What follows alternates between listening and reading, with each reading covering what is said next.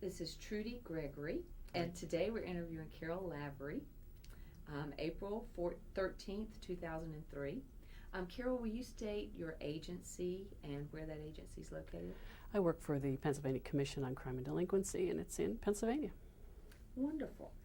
Now, when and how did you first get involved in the victims movement? I actually got involved back in 1974. There was a group of professional people, volunteers, women, as part of the women's movement, who really were focusing on the issue of rape. Some people had recently read an article in the local paper about rape crisis centers starting up in New York City and Philadelphia, and as part of those times just wanted to do the same thing in our own community. So got together, did a few newspaper articles, and brought a few hundred people together to talk about what we could do for rape victims in our little town of Wilkes-Barre, Pennsylvania. And what are some of the different agencies that you've worked for since 1974? Well, I started as a volunteer in '74. Wrote the first funding grant not until 1979. Received some what everyone calls LEAA, Law Enforcement Assistant Funds, through the Commission on Crime and Delinquency. So it really stayed as a volunteer agency till then, and I was a full-time volunteer, and it's pretty much what it felt like. I became its first director at that point in '79, and actually stayed there for 17 years. For the last 7 years, since '96, I've been working for the Pennsylvania Commission on Crime and Delinquency. Took over, became the director of their Office of Victim Services, which was a brand new office in the Commission because the Crime Victims Compensation Program had recently been merged into the Commission. So I became the first director of the Compensation Program and the Victim Services Office. What do you think were the benefits of having actually done work at the local level and then going to a state agency? What were some of the things that were important that you learned along the way? Okay, well, one of the things I tend to talk about, I believe every person who works for government probably should have had to been a victim advocate. There's all the skills that you learn about being tenacious, about working in systems and outside of systems, have been really valuable to me as I've worked within government. But just putting that aside, just the ability to really have spent a great deal of my time working with victims, talking to victims, working with victim service programs, working in partnerships and coalitions, all of that knowledge about what the work is really like, having sat in courtrooms with victims, having been a peer counselor, having to advocate for victims in those systems, being able to bring all that knowledge to government, and so that I can talk about what it is like for a victim, what it's like for a victim service program, what their needs are, having to do the fundraising, the foundation work, having to write grants. I work in an agency where we process grants, but very few of the employees there have ever written a grant, and knowing what it is like and how difficult that is, and the importance of all the networking, being in contact with other victims, knowing victim service people, knowing who it is that I can get help from, and also knowing, I think valuing the voices of victims and bringing them together through PCCD has been also something that I've learned out before I came to the agency and came to government. I know you've also been very active with the National Organization for Victim Assistance. Yes. Can you tell me a little bit about what attracted you to being involved with the national organization and how that has enhanced what you do as a service provider? Well, I feel that the networking is critical, and it's one of the important components of victim services, and it is a component that has really moved the field along. Having been involved to some extent on the local level, and then was a founder of the Coalition Against Rape in Pennsylvania and the Coalition of Pennsylvania Crime Victim Organization. And eventually, I like change. I then became very interested in NOVA because of the work that they do, because they are on the cutting edge. What I've tried to do for victim services in Pennsylvania is what they've demanded, which is very much emulating a great deal of what NOVA has put out there as cutting-edge issues, as standards for how victim services should be performed. Just a lot of their education, their training is something that I learned from observing them, and really wanted to be part of that as a member of the board and as an active participant in the conferences. What would you say is one of the major accomplishments of NOVA through the years? I think one of the major accomplishments is one of the major accomplishments of NOVA is the quality of services that is available across the nation. I think they continually push the envelope by challenging the field. They give voice to victims through their forums, through the conference, so that those of us who are serving victims, who are trying to be helpers, can once again hear the message and keep up with whatever that message is, because the message has changed over the last 30 years, and keeping it in the forefront, that this is an important issue. And it doesn't go away. NOVA doesn't go away. The growth, and shouldn't go away because of that strong, continuous message and the forum for, as I said, for victim voices that NOVA does and provides to all of us. Well, now, having taken that journey from the local to the state and then being very involved at the national level ever since 1974, looking back, how would you describe the field of victims' rights and services when you started in 1974? Probably on a personal level, I would describe it as lonely. It was a place, and if we can think of it as a place or a house and that kind of visual, where there were just a few other family members, a few other people present. There wasn't much of a foundation. It was ideas. There were strong people, strong-willed people, who were very eager to learn how to help others. But the literature. There was no literature except for what I'd say now. We'd look back and say, I can't believe that that's what they said about victims in books. And you read a training manual for police officers, and it talks about how you would need to be sure to that most victims of rape, their testimony was suspect, because most rape victims lie, or most women lie.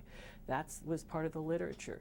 The literature that would say that victims of child abuse very often participated in their own abuse, and so the treatment and the interviewing would need to focus around. That's what we would read.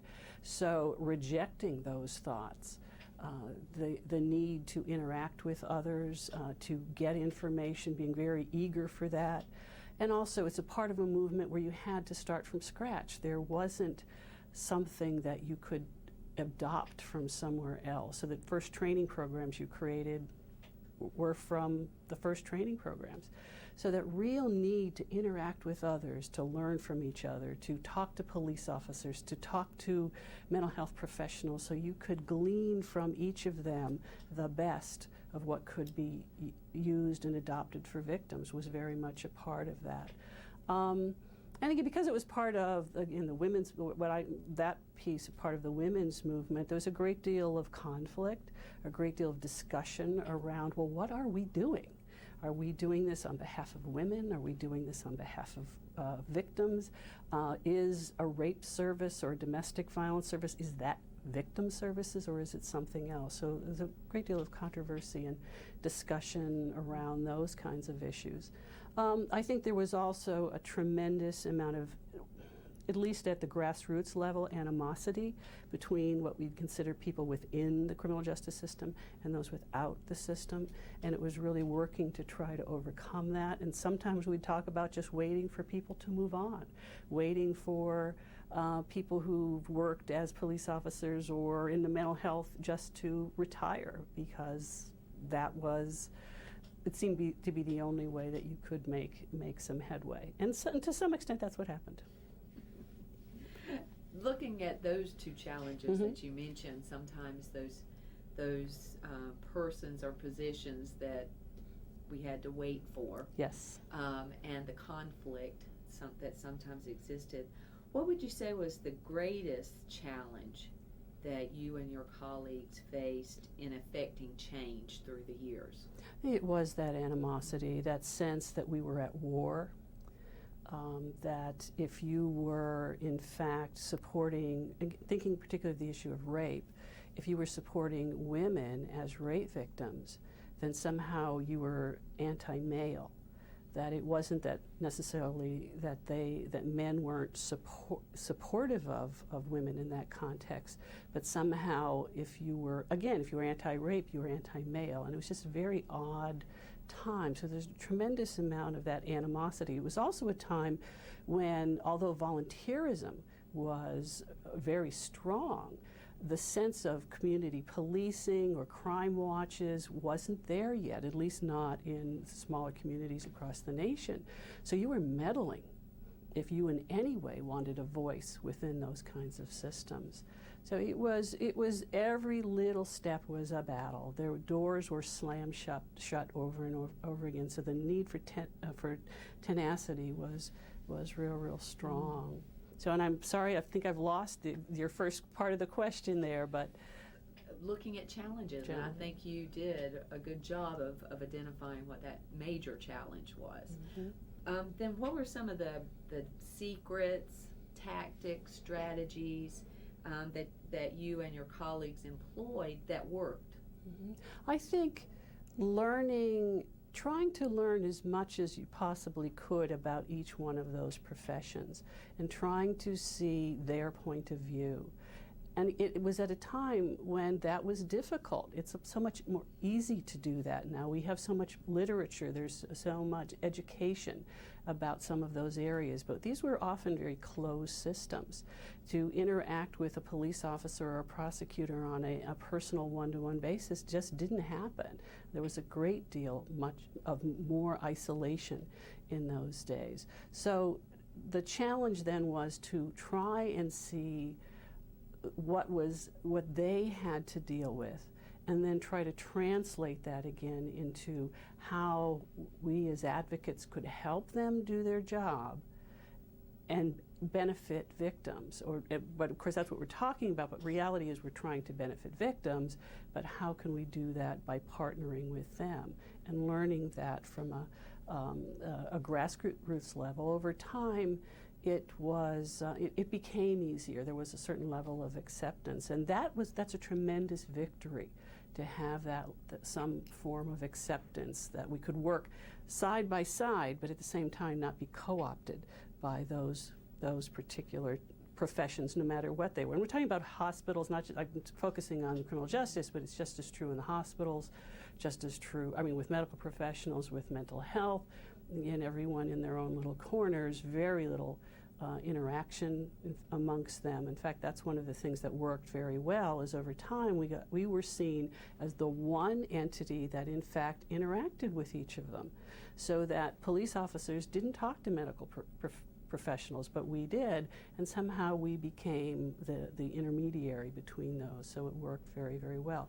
A quick story would be police officers. When I first started accompanying victims to rape exams in the hospital, which again was a new concept all by itself, yet the police officers in those days had to be in the examining room with the victim.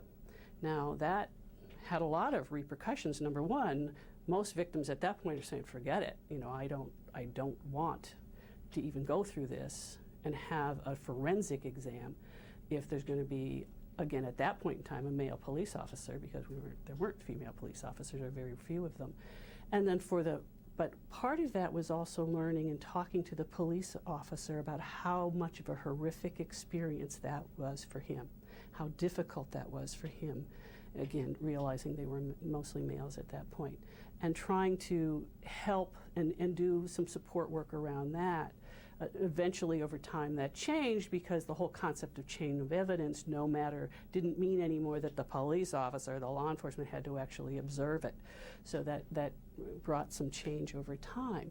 But it was having those conversations where, and working some things out where you just learn to stand in the visual between the officer, or be the focus person for the victim, that you're the person she's looking at, and the police officer could be behind and not be seen. So some of those, it was just working those kind of details out. I know that the Pennsylvania Coalition Against Rape was one of the first state coalitions of rape programs and sexual assault programs. Yes. Was that a real strength when you began to coalesce together within a state? Absolutely, it was a real strength. There are so many people that I look back as being so key to the development of our local program. We learned from each other. We shared funding applications and just kind of duplicated, changed the name of the city or town or county we were from, learning what the challenges were, and at the same time being supportive of each other. It is probably true over time that you could somewhat call me a moderate in terms of the whole victims field, but in my community, I was as much of an extremist as, a very conservative community. So it was good for me to be able to go into another context, another group, and be a moderate, and be seen that way, and be able to interact that way. There are people in the Coalition Against Rape and Pride who is responsible for standing up to a subpoena for records and having the first state legislation that created confidentiality of records for rape victims in the nation. And very proud of having worked with her and learned from her and interacted with her, and also saw that strength of character that would say to a judge, no, I'm going to jail before I'm going to give you this victim's records. And it's something that I, some years later, had to go through the exact same thing. A judge saying, turn the record over, or bring your suitcase and your toothbrush because you're going to jail. But having watched somebody else do that, and also having a very optimistic outlook on life, getting through those kinds of things. But the coalition really enabled us to interact together. Did it impact how you could effect change through protocols and through legislation in the state as well? Absolutely, it did. I can remember sitting in a room and working on some protocol for hospital rape exams. The Medical Society or Medical Association had come to the coalition and said, help us write protocol for how doctors should do rape exams in the hospitals, and that became the prototype for rape exams across the nation. It's a wonderful advancement for victims, rape victims. Legislation, again, the confidentiality legislation, fighting for and winning and sitting down with legislators around funding, specific funding for rape victims, for programs that would serve rape victims. Again, one of the first in the nation, which other kind of programs are able to emulate, are very, very important strides. Pennsylvania has quality services, particularly in rape and domestic violence. They've done that. One of the reasons they've been able to do that is very much the coalitions there fighting on behalf of those victims, being a strong voice, but also by making the resources available, by working with the legislators and making sure there was foundation funding, that it was there year after year after year. And they did that very early on in the late 70s. So while other states were struggling just to have some money available so they could do the work every day, that was something that the programs in Pennsylvania, or volunteers across Pennsylvania, did not have to do.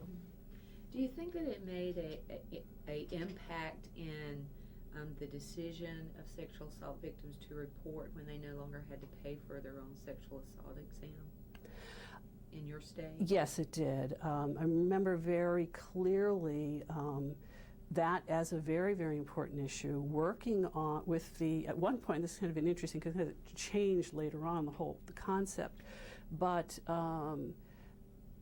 the insurances at one time would not pay for anything that had to do with not only the forensic exam, but any injuries.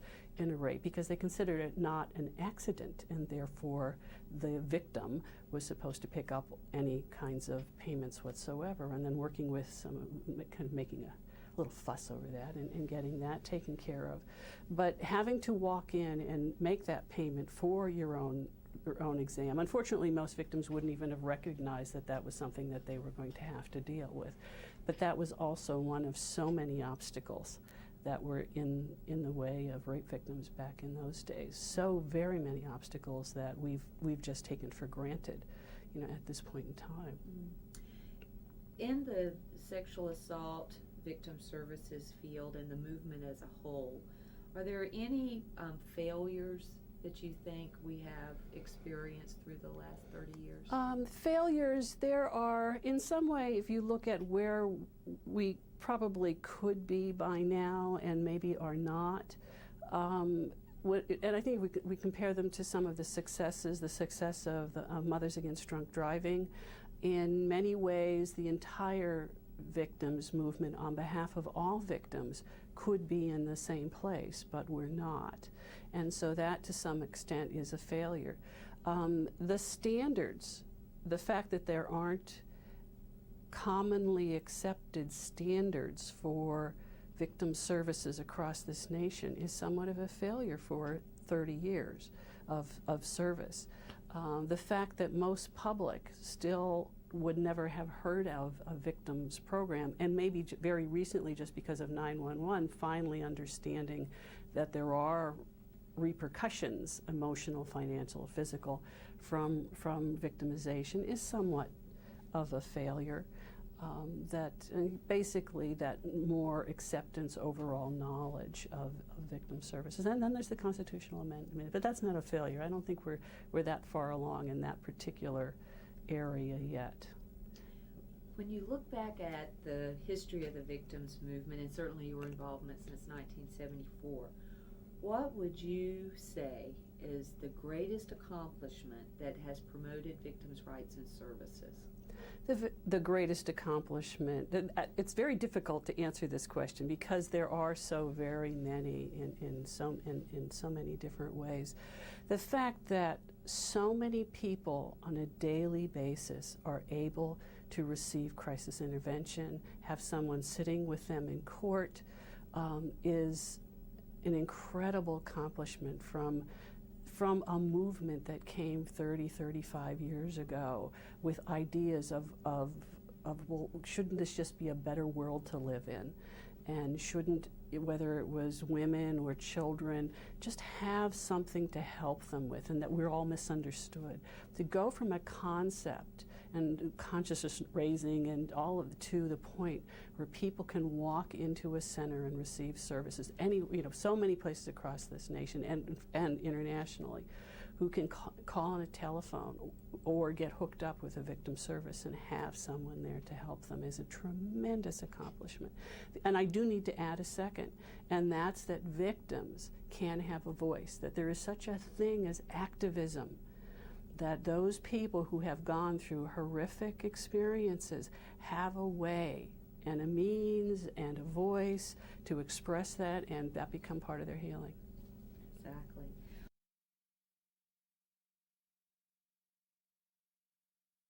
Carol, what would you say the impact of the availability of compensation for crime victims? What has the impact of that been on our movement? I think the positive impact is that just the fact that victims in many instances are able to receive a financial remuneration, they can, it helps the healing, it helps them move on, it helps them focus on some of their other issues. Money is a safety issue. If we don't have money, it's hard to, thinking about just eating and paying bills, or is very difficult for us, and then makes it difficult for us to move to the next stage, which is other forms of healing. So for victims, it's helped them move on. For the victims movement, I think it has, in some ways, it's freed up the victim movement to not pay attention, and that's a tragedy. because it's probably one of the areas that we need to spend a whole lot more attention to.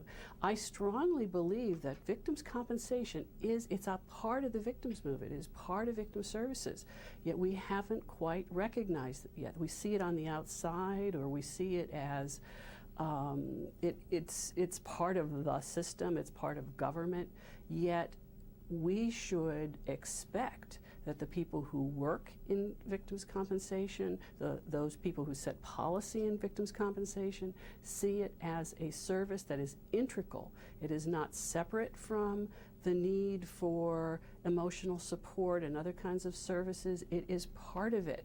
And we should be demanding and setting precedents and setting standards across this nation that are consistent, number one, but then secondly, that integrate those services together so that if you call a victim's compensation program, you're getting crisis services at the same time. And if once you're calling, and if they find out that you don't have other forms of services, they're sending you to where you could be getting those services so that it's integrated. And we haven't done enough research yet around the area of how financial problems that come about as not having money, how much that impacts on our ability to heal, to kind of integrate those issues together. So I don't think we've paid enough attention, and we've let it kind of develop a little too separately so that we see it on the outside, and I think that's a tragedy for victims and for the field. What would you've mentioned standards several times. What would you say is needed today in order to continue the growth and professionalization of our field?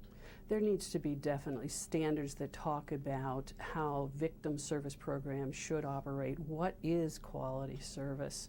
And that doesn't mean that we have to develop some homogenized treatment programs that say that if you're a victim of DUI, that there is some service that is standard for a victim in DUI as there is in rape.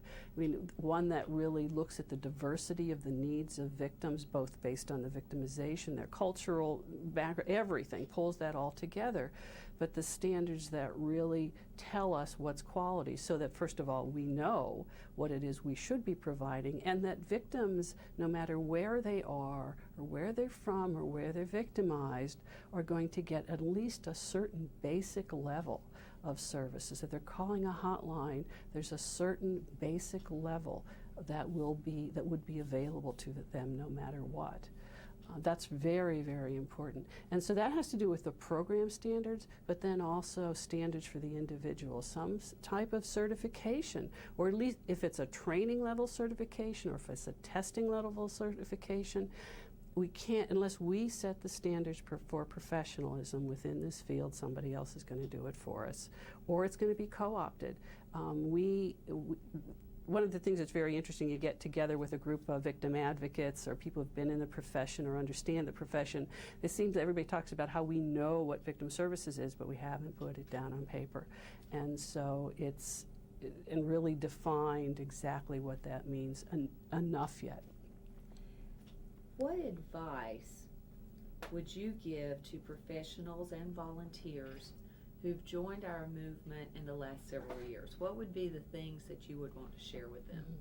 Well, I'd like to tell them if they can stay in it in the long term, because, well, for two reasons. One, I think tenacity and patience are the tools that lead you to the biggest amount of positive change.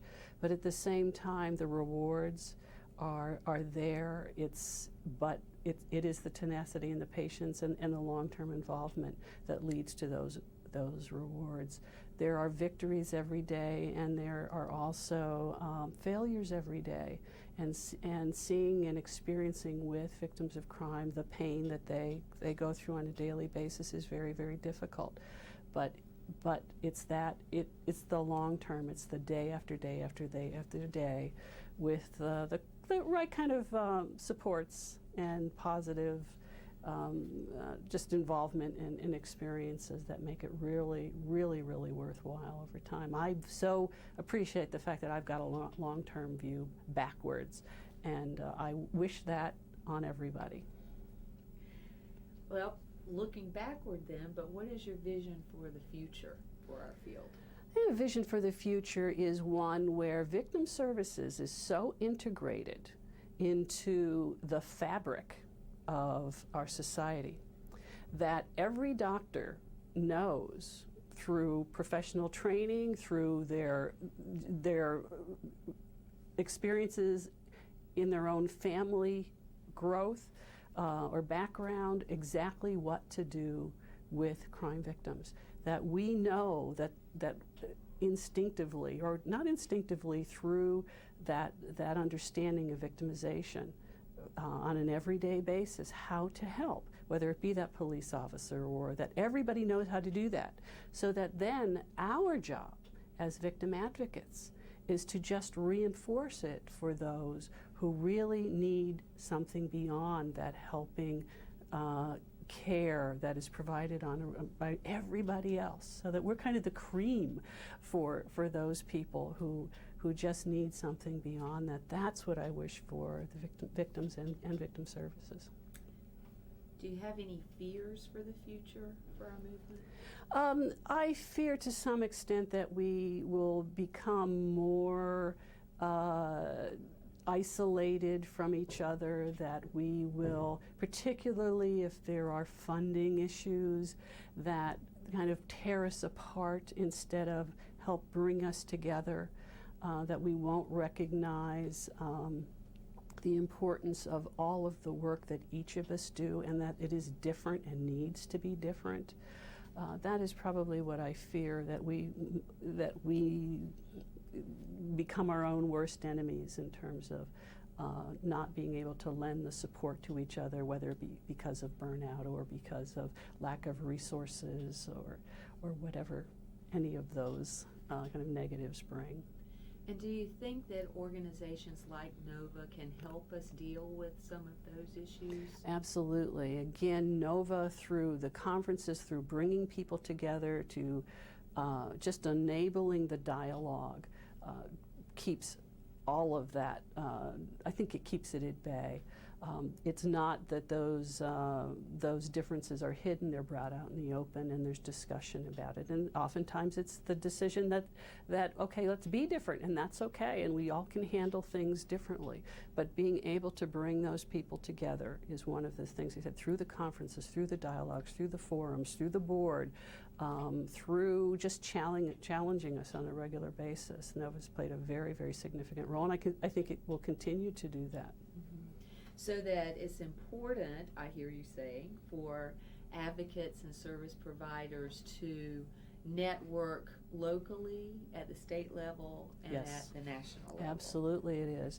We encourage through our funding, the availability of our funding, through just general communication, to have the advocates who work on a local level come to our statewide conferences and trainings, but we also strongly encourage them to come to national trainings, particularly to NOVA's conference. Again, we have a large contingent of Pennsylvania folks who come together, and they look forward to meeting each other in whatever state it happens to be, because it does two things for them. They're understanding, they're seeing what the cutting edge issues are, they're seeing how other states are handling these things, but they're also coming back with a strong pride in how Pennsylvania does, because they do some of that comparison, and they learn what they do so very well, and there's a re-energizing that comes from that. Is there any other thing that you would like to have on our tape today that we haven't mentioned? Oh, a question I hadn't thought too much about. Other things that I would like to talk about. I think that